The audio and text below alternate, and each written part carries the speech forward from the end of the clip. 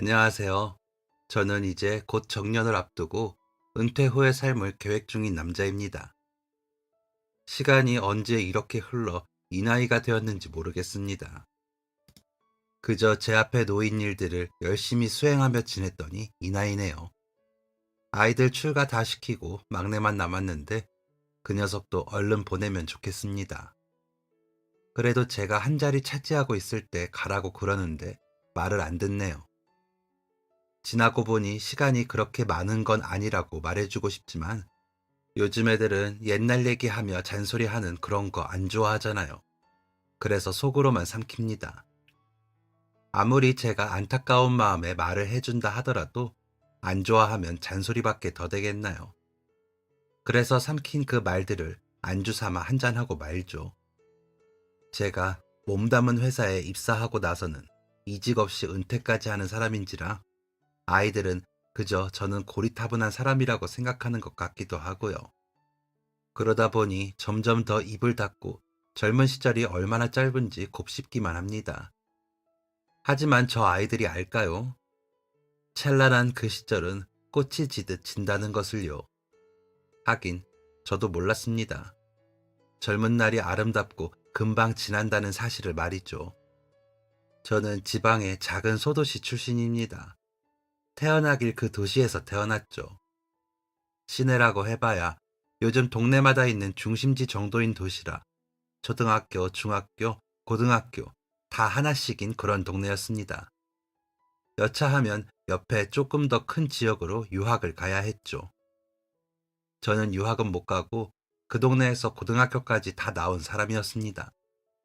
성적도 나쁘지 않아 대학도 욕심을 냈었지만 그 시절에는 다들 힘들었기에 부모님께서도 안타까워하셨지만 저 하나만 보실 수 없다며 포기하라 권하셨죠. 어머니는 우시기까지 하셨습니다. 사실 어머니가 아름아름 돈을 모으셨거든요.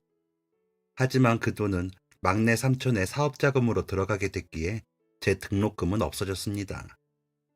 할아버지의 불호령에 뺏기신 거죠. 장남이셨던 아버지는 소처럼 일하셨지만 할아버지께 인정받지 못하셨습니다. 돌아가신 할머니께서 낳으신 유일한 아들이었기에 더 그러기도 했나 봅니다. 아버지의 동생들은 다 새로 시집 오신 새할머니의 자식들이었거든요. 새할머니는 말 그대로 전형적인 팥쥐 엄마, 계모이셨기에 아버지는 어릴 적부터 학교는커녕 일만 하셔야 했죠.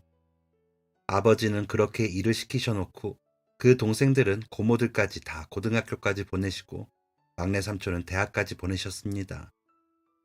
그래봤자 지방의 작은 대학이었지만 그 대학 나왔다는 것을 구실 삼아 할아버지를 구워 삶아 집안의 모든 돈을 다 쓸어가 사업을 한다고 했습니다. 어머니의 쌈짓돈까지 가져가 놓고 그 대단한 사업의 결과는 없더라고요. 새할머니는 그런 막내 삼촌의 뒷바라지를 위해 열심히 할아버지께 아버지와 어머니의 이야기를 전했습니다. 물론 좋은 소린 아니었죠. 어머니가 할머니 앞에서 바구니를 던지며 싫은 티를 냈다던가 아버지가 뒷마당에서 할아버지 욕을 하며 땅을 치고 울었다고 하는 말이었거든요. 뻔한 거짓말이었지만 할아버지는 새할머니의 편을 들며 크게 화를 냈습니다. 부모님을 마당에 세워놓고 싹싹 빌라고 호통을 치며 빗자루를 드셨죠. 새할머니가 그러는 목적은 하나였습니다. 집안의 땅까지 팔고 싶어서요. 아버지는 집안에 있는 돈은 내주셨지만 땅은 절대 못 판다며 고집을 부리셨거든요. 땅은 아버지의 외가에서 사주신 거라 친할머니가 돌아가시기 전에 아버지 앞으로 명의를 다 해두시는 바람에 할아버지도 마음대로 못 하셨거든요. 그래서 아버지는 그 땅을 일구는 일을 기뻐하시며 열심히 일하셨습니다. 하지만 일평생 제대로 된 일이라고는 해본 적이 없는 할아버지는 그런 아버지를 부려먹으며 얹혀 사신 건데도 그렇게 모질게 구시더라고요. 아버지는 그런 할아버지께 단 한 번도 대들거나 불만을 표시하지 않으셨습니다. 제게 대학을 포기해달라고 부탁을 하시면서도 원망하는 소리조차 하지 않으셨죠. 어머니는 그런 아버지를 원망하시면서도 안타까워하셨습니다. 불쌍하다고 하셨죠. 일평생 뼈 빠지게 일만 하다가 남 좋은 일만 한다고요. 그게 처음에는 이해도 안 되고 화가 나서 친정으로 도망을 가려고 했는데 저와 동생들을 낳아 키우며 가까이서 보니 정이 고파서 그러더라고 하시더라고요. 아버지 원망 마라. 아버지도 너한테 안 그러고 싶으실 거야. 속이 아닐 거다. 그래도 땅은 절대 못 파신다더라. 너희 아버지 못 배운 한이 깊은 사람이라 너라도 배우게 해주려고 했는데 못 해줘서 속이 아파 밤마다 가슴을 친다. 답답하지. 그래도 어쩌겠냐. 할아버지가 집안의 어른인데 라며 우시더라고요. 돌아가신 할머니가 어쩌다가 할아버지에게 시집을 오셨는지는 모르겠지만 아버지를 낳으시고 몸이 약해 알아 누우시는 날이 많으셨답니다. 그런 할머니를 두고 할아버지는 밤마다 술을 마시고 다니며 도박에 여자 문제까지 남자가 하면 안 되는 문제란 문제는 다 일으키셨답니다. 그러는 과정에서 아버지 친가에서 내려오는 땅은 다 사라지고 아버지 외가에서 몸이 약한 할머니가 혹시나 소박이라도 맞을까 땅을 사주신 거라고 하더라고요. 할머니가 돌아가시면서도 아버지에게 절대 땅 팔지 말고 가지고 있으라고 신신당부를 하셨다고 하더라고요. 땅 팔아 그 돈 다 쓰면 그 후가 걱정이셨던 거죠. 아버지는 그런 할머니의 말씀을 절대적으로 지키셨답니다. 땅 문서는 어디 두셨는지 아버지만 아시고 아무도 모르고요. 할아버지가 그거 내놓으라고 아무리 호통을 쳐도 안 알려주셨대요. 할아버지가 새할머니와 작당하며 날마다 자식인 아버지를 괴롭히고 들들 볶았지만 아버지는 다른 건 다 내어줘도 땅 문서만은 지키시며 사셨던 거죠. 그런 아버지의 사정을 어머니는 이해를 하셨던 겁니다. 어머니도 시집을 오실 때 이 집으로 시집 가면 밥 굶을 일은 없다는 말에 오셨다는데 아버지 따라 일만 하시느라 고생을 많이 하신 거죠. 그럼에도 불구하고 어머니는 아버지의 속마음을 이해하신 겁니다. 말이 없는 아버지가 속을 터놓고 말을 한 적도 없었고 땅 문서가 어디 있는지 말도 안 해주셨지만 그래도 아버지 속마음이 들여다 보이더래요. 아무리 입 다물고 있어도 그 속을 내가 다 알지. 그 속이 속이겠니? 아마 오늘 밤에도 내가 가서 울 거다. 남자가 맨날 저쪽 아래 냇가에 가서 어메어메 하며 오는데 그 소리가 어찌나 구슬픈지 아니? 라고 하시더라고요. 저는 어머니의 그 말에 아버지를 이해해 보려 했지만 대학을 못 갔을 때는 너무 속이 상해서 울분이 터졌습니다. 시험을 못 봐 떨어졌다면 받아들였겠죠. 하지만 시험은 붙었는데 못 가게 되니 속에서 열불이 났습니다. 대학에 들어가기 위해 공부했던 그 시간들이 아깝기도 했고 제 노력들이 물거품이 되었다는 사실에 온몸에서 불꽃이 이는 것 같더라고요. 그래서 밤마다 마을 어귀까지 뛰고 돌아오고 또 뛰고 돌아오고 그랬습니다. 숨이 턱끝까지 차도록 달리고 나면 좀 차가워지는 것 같았거든요. 할아버지께 투정을 부리기라도 해보고 싶지만 그럴 수도 없는 노릇이었으니까요. 아버지가 미우니 저희들도 미운 건지 할아버지는 제게 웃어주신 적이 없었습니다. 동생들에게도 마찬가지셨죠. 사촌들에게는 안 그러시면서 말이죠. 저희 남매들에게는 찬바람이 쌩쌩 부는데 사촌들은 버선발로 맞으시더라고요. 고모들이 놀러라도 오면 일부러 더 어머니를 몇 배로 힘들게 하셨죠. 어쩜 그렇게들 못되게 구는지 저절로 인상이 써질 정도였습니다. 고모들은 사촌들과 저를 비교하며 깎아내리기도 했는데 자존심이 상했습니다. 고모들은 제법 큰 도시가 있는 지역으로 시집을 가 살다 보니 저희더러 촌스럽다고 하며 우리 애들은 이런 거 안 먹어. 쟤들이나 먹여. 도시에서는 이런 거 개들도 안 먹여. 라고 할 때는 저절로 주먹이 쥐어지더라고요. 말이나 말지. 돌아갈 때는 어머니가 힘들게 말려놓은 나물이나 식혜, 수정과를 바리바리 싸가면서 싸구려 과자 나부랭이 사들고 와서 잘난 척하니 화가 나더라고요. 하지만 아버지가 못 본 척 참으시니 저희도 안 들리는 척 해야 했죠. 저야 보기 싫다고 들이며 산이며 이웃 친구네 집으로 나가면 그만이지만 어머니는 그 꼴을 다 감내하셔야 했습니다. 받은 것도 없는데 말이죠. 생전 좋은 옷 한 벌 받은 적이 없는데 그렇게 부려먹기만 하더라니까요. 시집 올 때 외할머니가 해주셨다는 한복과 비단으로 어머니가 직접 지으셨다는 옥색 치마, 저고리가 어머니의 유일한 외출복이셨습니다. 제 어머니여서가 아니라 안쓰럽고 마음이 쓰여 나중에는 나갈 수가 없었습니다. 사촌들도 제 어머니가 그러니 당연하다는 듯이 저희 어머니를 종 부리듯 할 때는 저도 모르게 너희가 가져다 먹어라. 숙모 바쁘신 거 안 보이니?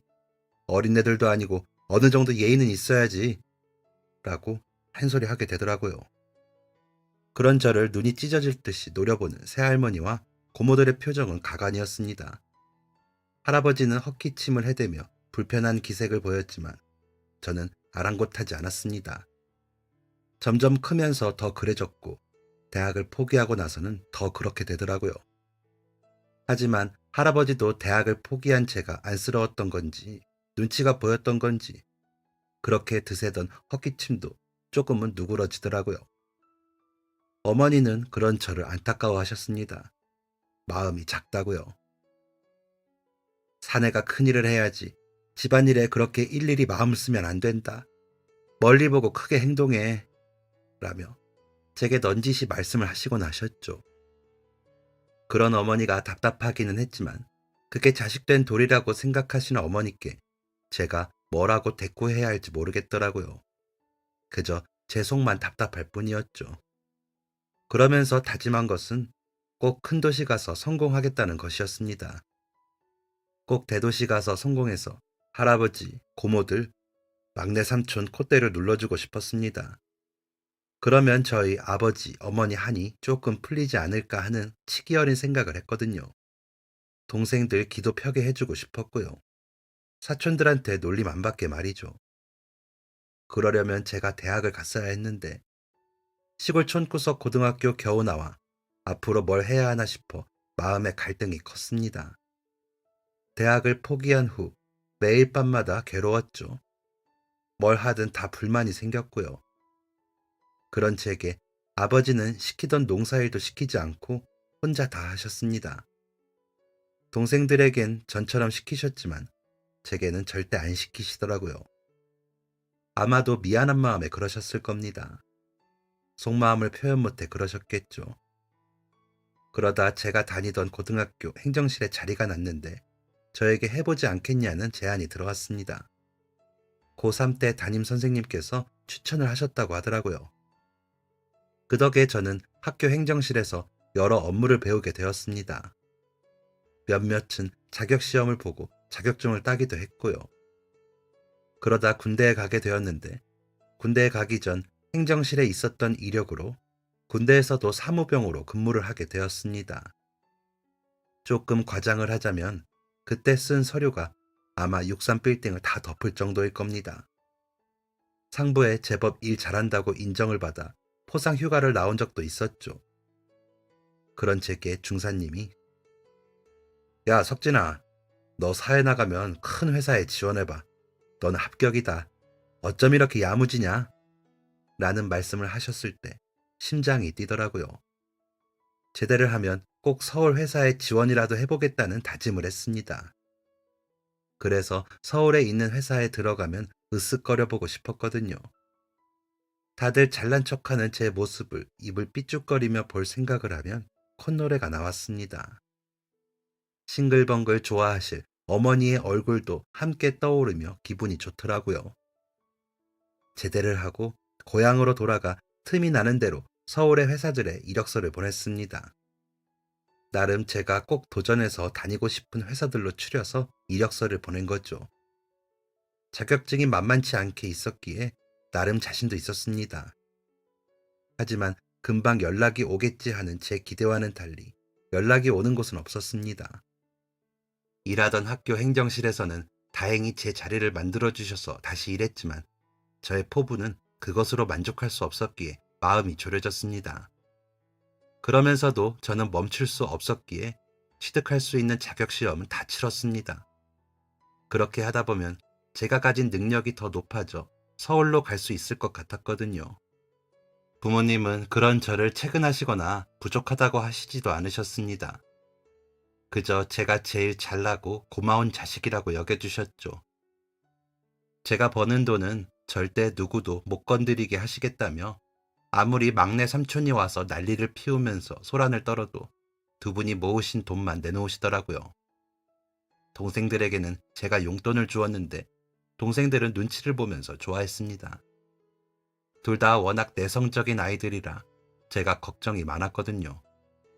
특히나 막내는 시집도 안 가고 부모님 농사일 도우며 살겠다고 고등학교도 안 가겠다는 걸 제가 고집을 피워 졸업이라도 하라고 보낼 정도였습니다.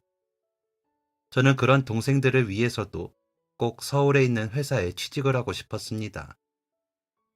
저라도 그렇게 번듯하게 하고 있으면 동생들도 기가 좀 살겠지 싶어서요. 잘난 것도 없이 조금 큰 도시 산다고 잘난 척하고 우리를 무시하는 사촌들의 코를 납작하게 해주고 싶었고, 대학 나왔다며 돈만 축내는 막내 삼촌이 말하는 세상 굴러가는 꼴을 모르는 게 누군지 보여주고 싶었습니다. 그렇게 좀 많이 꼬이고 못된 마음을 먹으며 의지를 불태웠습니다. 지금 생각해보면 그럴 것도 없는 일이었는데 그때는 그렇게 되더라고요. 젊고 어렸던 제 마음이 삐뚤빼뚤 헝클어진 거죠. 그러다 제가 26살이 되던 해에 서울의 한 회사에서 연락을 받았습니다. 서류 심사에 통과를 했다는 사실에 어찌나 기쁘던지 깡충깡충 뛸 정도였죠. 이력서를 넣었던 회사들 중 가장 가고 싶었던 회사라 더 신이 나더라고요. 면접에 가기 위해 옷도 사고 신발도 새로 사서 면접 가는 날만 기다렸습니다. 터미널에 가서 표를 사려고 줄 서는데도 마음이 들떠서 둥실둥실 하더라고요. 워낙 소도시라 서울 가는 차가 하루에 3번인가 4번인가 밖에 없어서 그런지 그날따라 유난히 그랬던 건지 모르겠지만 매표소 줄이 꽤 길었습니다. 제가 표를 사고 매표소를 벗어나렸는데 매표소에서 우는 소리가 들리더라고요. 표가 없어요? 저 이 차 타야 해요. 제발 저 좀 태워주시면 안 돼요? 저 서서 가도 돼요. 제발요. 라는 젊은 남자의 목소리가 너무 절실하더라고요. 무슨 일인가 싶어 고개를 빼고 돌아보니 군복을 입은 남자가 매표소에 매달려 울면서 사정을 하고 있더라고요. 걸음을 멈추고 그 군인을 보았습니다. 저희 어머니가 사고를 당하셔서 응급수술을 하셔야 하는데 제가 안 가면 어머니가 수술을 못 하세요. 돌아가시면 어떻게 해요? 라며 울더라고요. 저는 더 생각할 것도 없이 군인의 등을 두드렸습니다. 놀라서 돌아보는 군인에게 자, 이 표를 가지고 얼른 가요. 어머니는 살려야지. 그만 울고. 라며 제가 가지고 있던 표를 내밀었습니다. 군인은 선생님도 급하신 거 아닙니까? 하며 눈이 동그래져서 묻더라고요. 그래서 머리를 긁적이며 네, 저도 아주 중요한 면접이 있는데 그쪽이 저보다 급하니까 먼저 가세요. 저는 다음 차 타고 가면 돼요. 라고 했습니다. 그러자 제가 가지고 있는 서류 봉투를 보더니 그 회사에 면접을 보러 가십니까?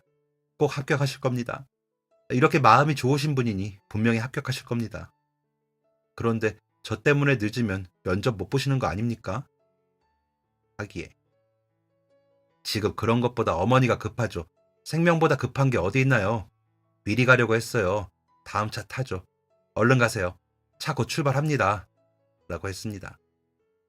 군인은 제게 몇 번이고 인사를 하더니 차를 타고 떠났습니다. 저는 차가 빠져나가는 것을 보고 터미널을 빠져나왔고요.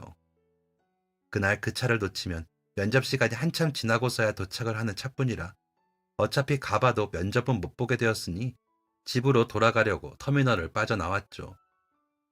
집으로 돌아가는 시외버스를 타고 다시 터덜터덜 걸어 집으로 향하는데 맥이 확 빠지면서 주저앉고 싶어졌습니다. 좀 허무하긴 하더라고요. 그래도 사람 목숨이 먼저지 기회는 다시 오겠지 하는 마음으로 걸었습니다. 너무 이른 시간에 돌아온 저를 본 어머니는 놀라시더니 왜 차가 없어? 라며 물으시는데 터미널에서 이를 말씀드렸더니 잘했다. 그래 사람 목숨이 먼저지. 역시 우리 큰아들이다. 기회는 또 오겠지. 너처럼 좋은 사람은 반드시 기회가 온다. 라고 하시면서 제 어깨를 토닥여 주시더라고요. 그래서 억지로 웃고는 방으로 갔습니다.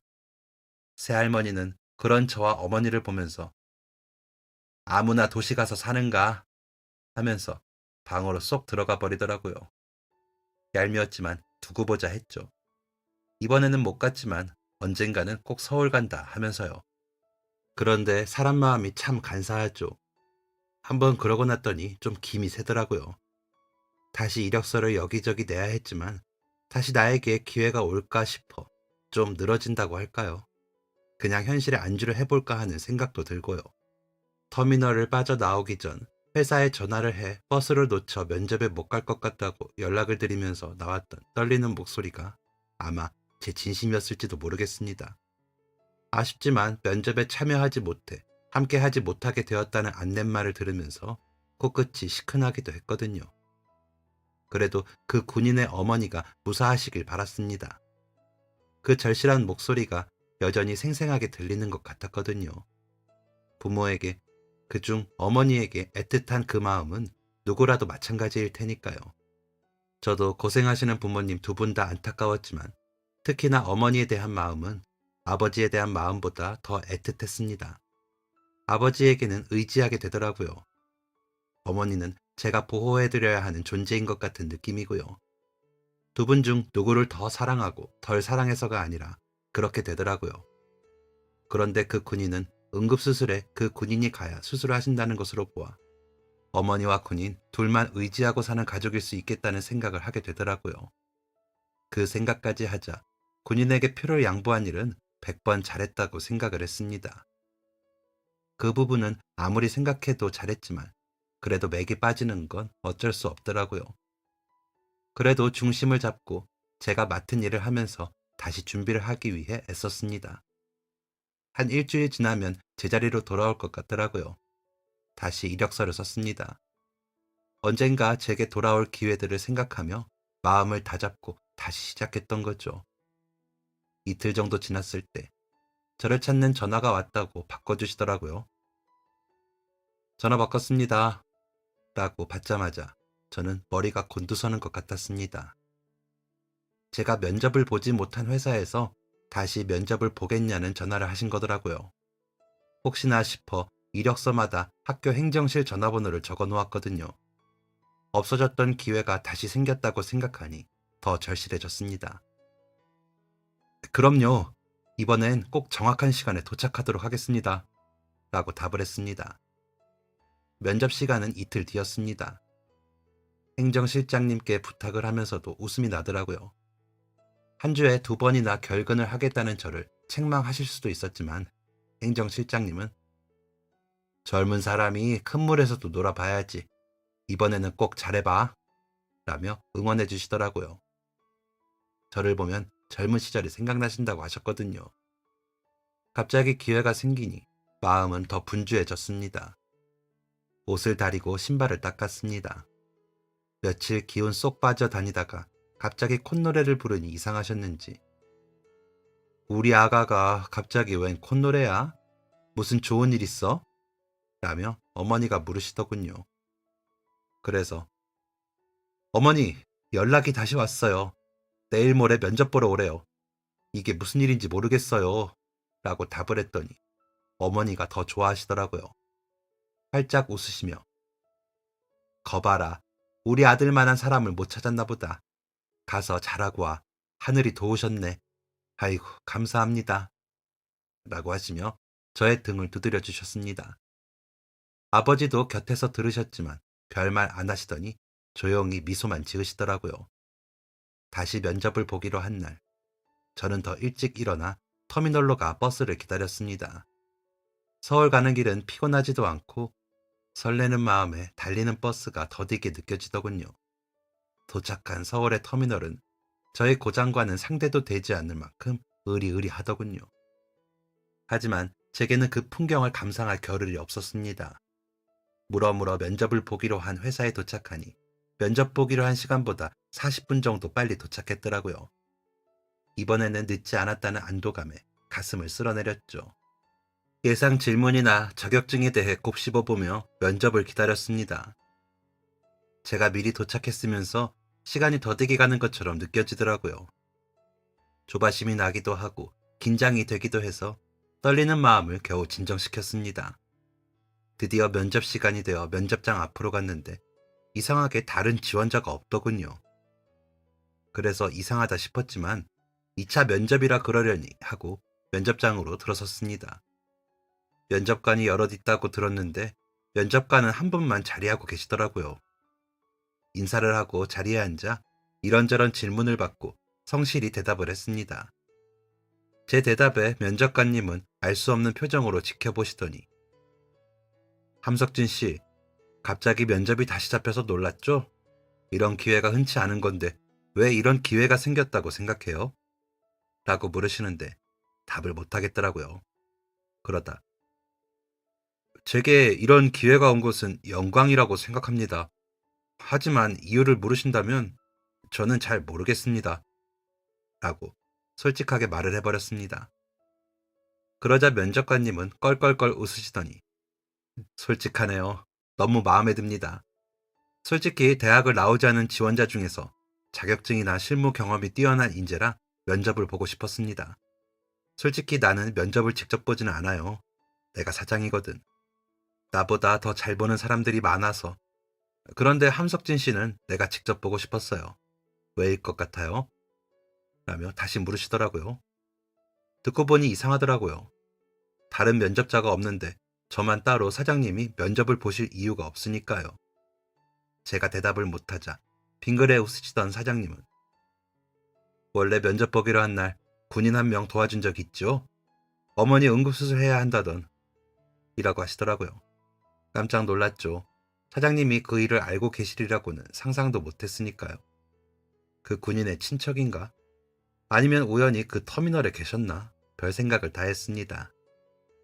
제가 당황하며 계속 대답을 못하자 사장님은 잘못한 거 아닌데 왜 당황하고 그래요? 나는 너무 훌륭한 사람이라 이렇게 자리를 마련한 건데요. 심성이 곱잖아요. 힘들게 잡은 기회인데 다른 사람을 돌아보느라. 나도 시골 깡촌 출신이라 대도시로 나오기가 얼마나 힘든 일인지 알거든. 라고 하시더라고요. 갑작스러운 칭찬에 부끄럽기도 하고 궁금했습니다. 그런데 사장님께서는 제게 그런 일이 있었던 건 어떻게 하셨습니까? 저희 고향 터미널에서 있었던 일인데요. 라며 질문을 했습니다. 그러자 사장님께서는 내가 어떻게 알았냐고요? 그렇지. 궁금하겠지. 그 군인이 나를 찾아왔더라고요. 라며 펼쳐진 메모 몇 장을 제게 건네시더라고요. 안녕하십니까? 제가 꼭 드리고 싶은 말씀이 있습니다. 저를 꼭 만나 주십시오. 라고 쓰여 있기도 하고 저는 땡땡부대 일병 남태호입니다. 이 회사 지원자 함석진님에 대해 드릴 말씀이 있습니다. 라고 쓰여 있었습니다. 다른 메모들도 비슷한 내용이더라고요. 메모를 읽어보자니 감이 오더라고요. 보니까 알겠어요? 어머니 병원이 이 근처인지 아침, 점심, 저녁으로 와서 메모를 남기고 안내 데스크에 이야기를 하다가 나를 만났지. 그러더니 사정을 하더라고요. 자기 때문에 한 사람이 기회를 잃은 것 같다면서요. 어머님은 수술 잘 끝내셔서 안정되셨대요. 그분이 자꾸 생각이 나는데 서류 봉투에 있던 우리 회사 이름과 함석진 이름 세 글자가 떠올라 왔다고. 면접을 못 보셨을 것 같은데 제발 기회를 한 번 더 달라고 하더라고요. 그 말을 듣는데 감동적이더라고요. 내 아들도 지금 군대에 가 있거든. 누가 우리 아들한테 그렇게 일생의 기회를 양보해 준다고 하면 너무 감사할 것 같더라고요. 그런데 그 감사함을 그냥 넘기지 않고 적극적으로 표현하는 사람까지 있으니 두 사람의 마음이 감동적이더라고요. 그래서 함석진 씨를 보고 싶었어요. 그런데 생각보다 더 좋네요. 라고 하시더군요. 저는 얼떨떨하더라고요. 누군가 나를 위해 그렇게 노력을 해줬다는 사실에요. 고맙기도 하고 제가 베푼 마음이 이렇게 돌아오는 것에 익숙하지 않았으니까요. 일생을 그렇게 시달리며 사신 부모님에게 그 누구도 이렇게 답한 적이 없었고 수고했다는 말 한마디 듣기보다 무시당하고 비난당하는 것만 봤으니까요. 물론 제가 그때 그 결심을 하기가 쉬운 것은 아니었지만 그래도 너무 크게 돌려받는 것 같아 부담스럽기도 하더군요. 또 이 기회를 놓치면 안 되겠더라고요. 저를 좋게 봐주셔서 감사합니다. 제게 보답을 하기 위해 애를 써준 그 군인 청년에게도 감사하고요. 지나치실 수도 있지만 지나치지 않고 귀 기울여 주신 사장님께도 감사드립니다. 저를 이 회사에서 일하게 해주신다면 사장님이 아시는 저보다 더 좋은 모습을 보이도록 노력하겠습니다. 라고 답했습니다. 어떻게 주어진 기회인데 그냥 흘려보낼 수가 없더라고요. 제게 미안한 마음에 했다고는 하지만 일부러 시간을 내 의견을 전달해준 그 군인에게도 그렇게 노력하는 것이 보답하는 것 같았고요. 함부로 기회를 날리면 안 되겠다는 생각에 더 절실한 마음이 들었습니다. 사장님은 그런 저를 가만히 보시더니 업무적인 이야기도 물으시더군요. 자라온 환경에 대해서도 물으시더니 가족에 대해서도 물으셨습니다. 제가 아는 한, 할 수 있는 한 성심성의껏 솔직하게 대답했습니다. 사장님과 저는 한참을 그렇게 면접을 봤습니다. 사실 나는 답을 정해놓고 면접을 봤어요. 함석진 씨를 합격시켜 주겠다고요. 아까도 말했다시피 지금 내 아들놈이 군인이다 보니 그 사연이 더 크게 와닿기도 했고, 나는 우리 회사가 서로 힘을 합치고 배려하는 회사이길 바라요. 물론 경쟁을 하면서 발전해야 하는 게 맞지만 경쟁만 남지 않고 크게 품을 수 있는 마음이 진정한 승리자가 될 수 있다고 생각하거든.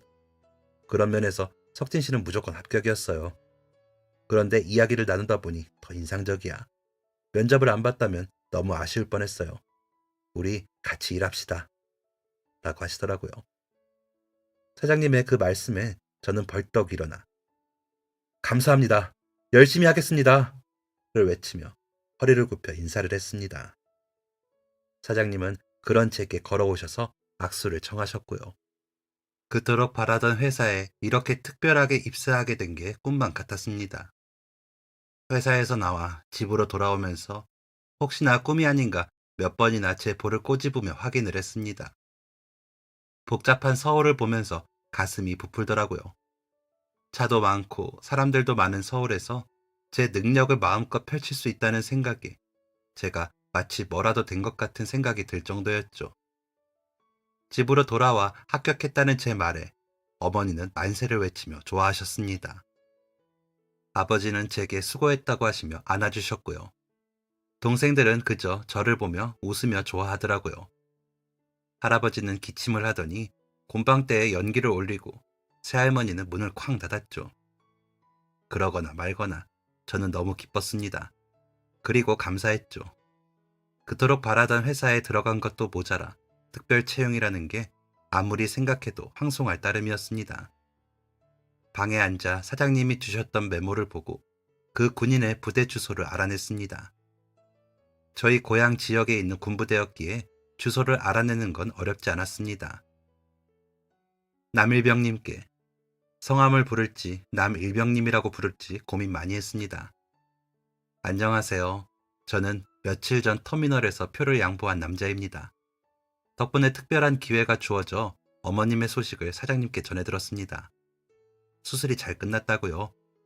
거리가 멀어 혹시나 하는 마음에 걱정을 조금 했습니다.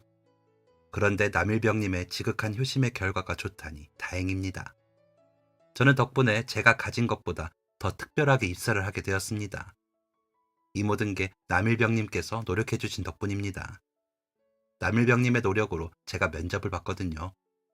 한두 번도 아니고 하루 종일 여러 번 나누어 가셔서 부탁을 하셨다고 하더라고요. 제가 한 일이라고는 버스 좌석을 양보했을 뿐인걸요.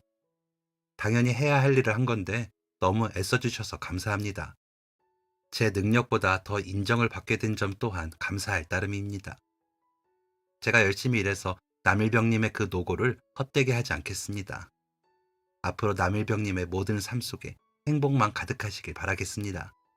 라고 썼습니다. 고마운 마음을 어떻게든 표현을 하고 싶은데 일단 편지로 먼저 마음을 전하고 싶어 편지를 보냈습니다. 그리고 나중에는 면회라도 가려고 했습니다. 얼마 뒤 그다지 길지 않은 답장이 왔더라고요. 함석진 형님께 형님 안녕하세요. 저는 남태호 상병입니다. 진급했습니다. 형님이 제게 베풀어 주신 선행은 당연히 상을 받으셔야 했습니다.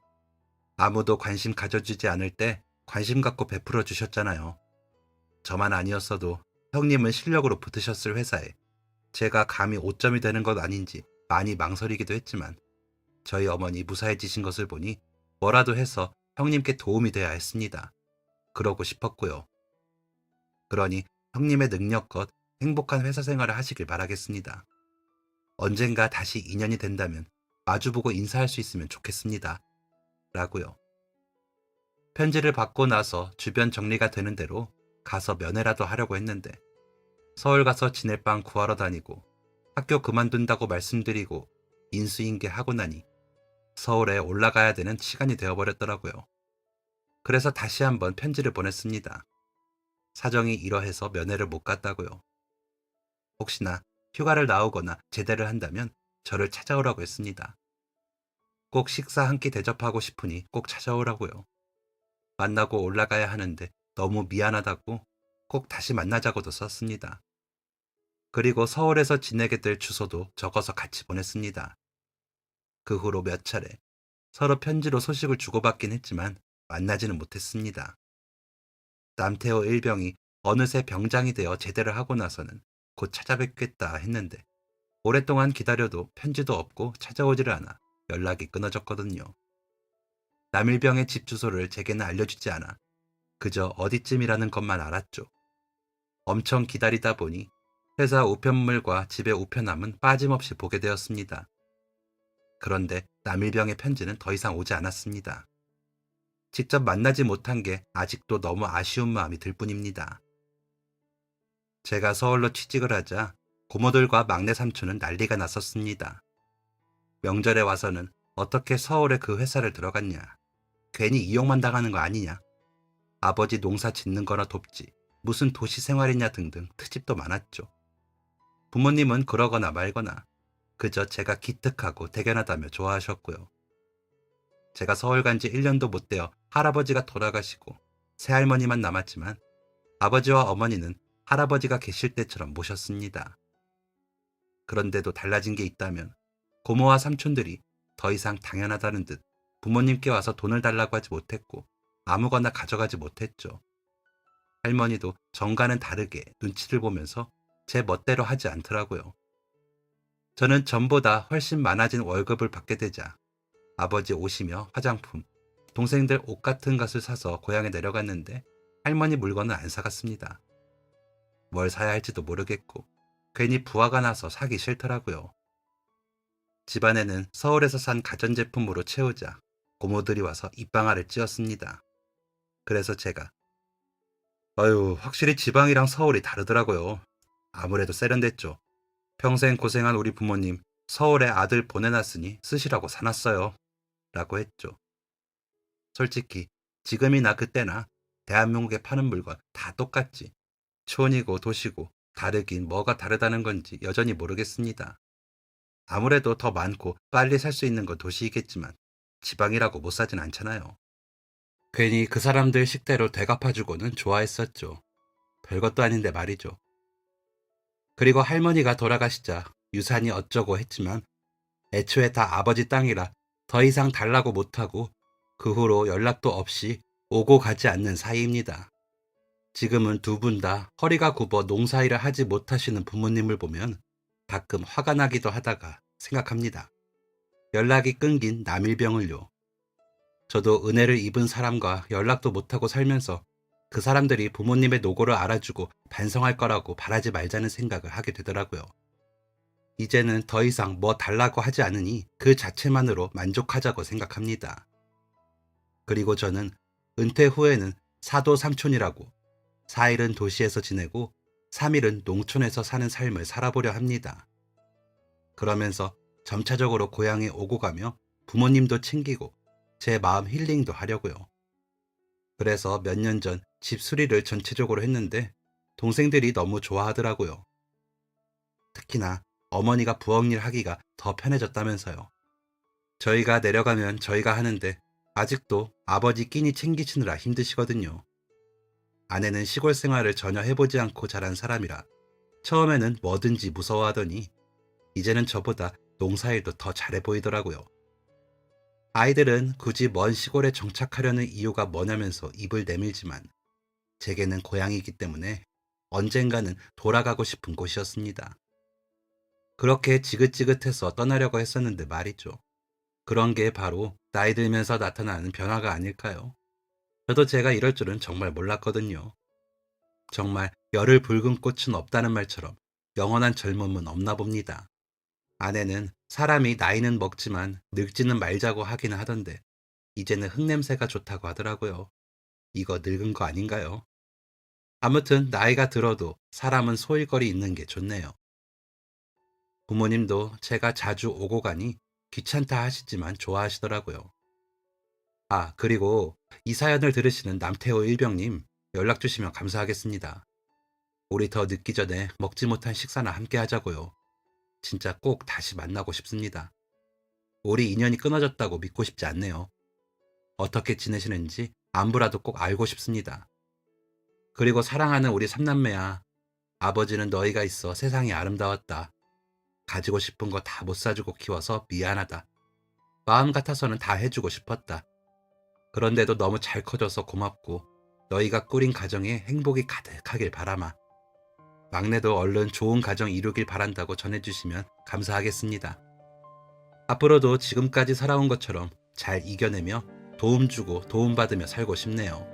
여러분들도 도울 수 있는 건 돕고 고마우면 고맙다고 표현하는 일상을 사시길 바라는 바입니다. 표현은 해야 맛이라는 말이 맞는 것 같아서요. 저도 조금 더 표현하며 부모님과 더 가까이 지내며 은퇴 후의 삶을 잘 지내보렵니다. 여러분들의 삶 속에서 안정과 안녕이 함께 하시길 바라며 이만. 지금까지 사연 들어주셔서 감사합니다. 사연이 재밌으셨다면 구독과 좋아요를 눌러주세요. 감사합니다. 안녕히 계세요.